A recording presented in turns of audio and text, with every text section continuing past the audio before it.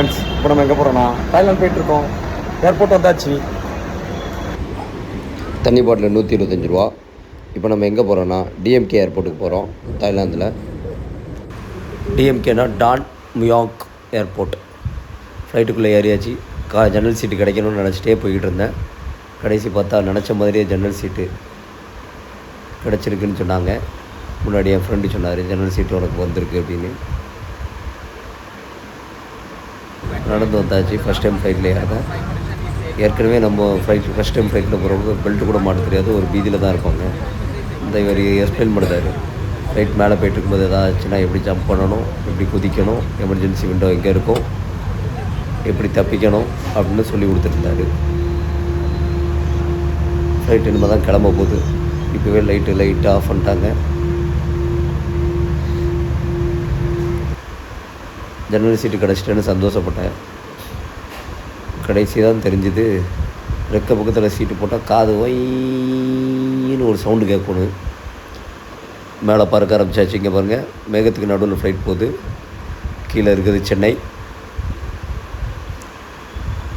பாருங்கள் எவ்வளோ பனி படர்ந்து போயிருக்குன்னு ஃப்ளைட்டில் போகும்போது. இருந்தாலும் ஒரு மரண பீதி இருக்க தான் செய்யுது. காதில் பட்ஸ் வாங்காமல் வந்துட்டேன். காது ஒயிங்கு. ஃப்ளைட்டு இப்போ தான் அப்படியே மேலே நோக்கி ஏறுது. ஒரு லிஃப்ட்டில் போகிற மாதிரியே ஒரு ஃபீலிங் இருந்தது ஃப்ளைட்டில் போகிறது. ரெக்க பக்கத்தில் சீட்டு கிடச்சது. காது சுத்தமாக கேட்கல. கீழே பாருங்கள் சிட்டி எப்படி தெரியுதுன்னு. இன்னும் கொஞ்ச நேரத்தில் ரீச் ஆகிடலாம். அது வரைக்கும் ஒரு தூக்கத்தை போடுவோம் அப்படின்னு கேமராவை ஜன்னலோரத்தில் வச்சுட்டு ஒரு ரெஸ்ட்டை போட்டேன் கொஞ்சம் நேரம். எப்படியோ ஒரு வழியில் தாய்லாண்டு இறங்கியாச்சு. ஏர் ஏஷியா மலேசியன் கம்பெனி இப்படி ஜம்முன்னு இந்த ஃப்ளைட்டில் தான் போட்டு கொடுத்துருந்தாங்க. இறங்கின ஒரு பஸ்ஸில் ஜம்முன்னு ஜன்னல் சீட்டாக பார்த்து பிடிச்சாச்சு.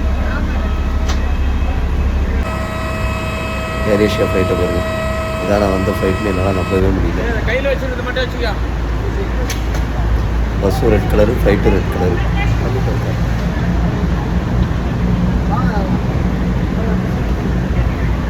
ரோடெல்லாம் செம்மையாக இருந்தது பேங்காக்கில்.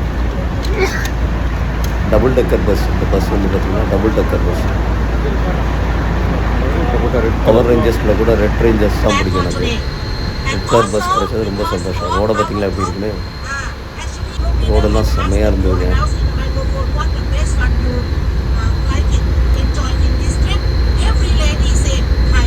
இந்த நாட்டில் ரோட் டேக்ஸ் வாங்கிட்டு கரெக்டாக ரோடு போட்டாங்க. ரோடு நல்லா நீட்டாக இருந்தது. பில்டிங்ஸ் எல்லாமே பெரிய பெரிய பில்டிங்ஸாக இருந்தது. கன்ஸ்ட்ரக்ஷன்லாம் ரொம்ப டிஃப்ரெண்ட்டாக இருந்தது. பில்டிங்ஸை பாருங்க எவ்வளோ பெரிய பெரிய பில்டிங்ஸாக இருக்குது. எல்லா பக்கமும் எல்இடி அட்வர்டைஸ்மெண்ட்ஸ் தான். பில்டிங்லாம் பார்த்து நானே பிரமிச்சு போயிட்டேன். அவ்வளோ பெரிய பெரிய பில்டிங்ஸ். சென்னை, டெல்லி, பம்பாய் இதோட ஒரு 10 மடங்கு பெரிய ஊடாக தெரிஞ்சுது. எல்லாருமே அவ்வளோ உயரமான பில்டிங்ஸு. ஏன்னா எப்படி எத்தனை ஃப்ளோர் இருக்கும் கமெண்டில் சொல்லுங்கள் பார்ப்போம். கரெக்டாக 30 ஃப்ளோர் 40 ஃப்ளோர் இருக்கும். சாப்பாடு தாங்க செம்ம கிராண்டு. பஃபட் லஞ்சு தாங்க ஃபுல்லாமே. நமக்கு என்னென்ன சாப்பாடு பிடிச்சிருக்கோ எல்லாத்தையும் எடுத்து சாப்பிட்டுக்கலாம். அது போக ஃப்ரூட் சாலட்ஸ் எல்லாமே இருக்கும். ஃப்ரூட்ஸ்லாம் எவ்வளோ நாளும் எடுத்துக்கலாம். எடுக்க 2வது ஃபில் பண்ணிட்டே இருக்காங்க. நீட்டாக தலையை சீவிட்டு இப்போ எங்கே போகிறோன்னு தானே பார்க்கிங்க. இந்தியா டிஷர்ட் உள்ளே போட்டுருக்கதை பார்த்துருப்பீங்க. ஏன்னா நான் ஒரு இந்தியன்கிறது தெரியணும்ல. இந்தியாவை பெருமைப்படுத்தணும். இந்தியாக்காரன் எதுக்கும் பயப்பட மாட்டான். அது புலியாக இருந்தாலும் சரி, சிங்கமாக இருந்தாலும் சரி, இப்படி காட்டணும். இருந்தாலும் ஒரு மரண வீடுங்கிறது தெரிஞ்சதை பார்த்துருக்கீங்க.